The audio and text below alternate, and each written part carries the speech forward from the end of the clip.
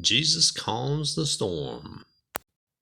We're in Matthew chapter 8, starting with verse 23. Then Jesus got into the boat and started across the lake with his disciples. Suddenly, a terrible storm came up with waves breaking into the boat, but Jesus was sleeping. The disciples went to him and woke him up, shouting, "Lord, save us, we're going to drown." And Jesus answered, "Why are you afraid? You have so little faith."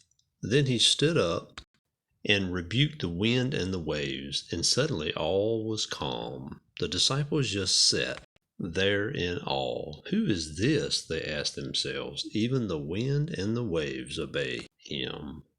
Now let's come down and get a little bit of the context in what we just read.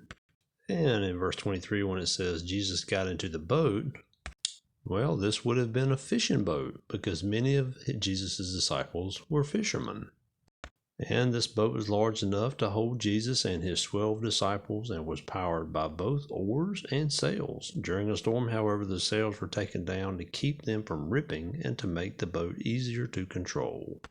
And this happened in the Sea of Galilee. So let's learn a little bit about the Sea of Galilee.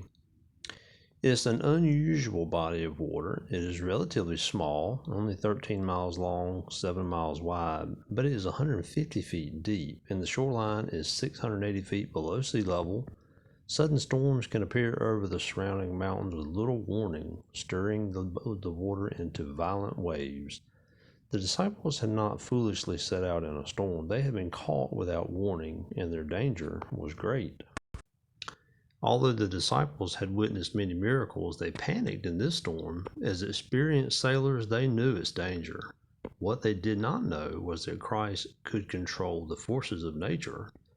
We often encounter storms in our life where we feel God can't or won't work. When we truly understand who God is, however, we realize that He controls both the storms of nature and the storms of a troubled heart. Jesus' power that calmed this storm can also help us deal with the problems that we face. Jesus is willing to help if we only ask Him. We should never discount His power, even in terrible trials. May the good Lord bless you this evening.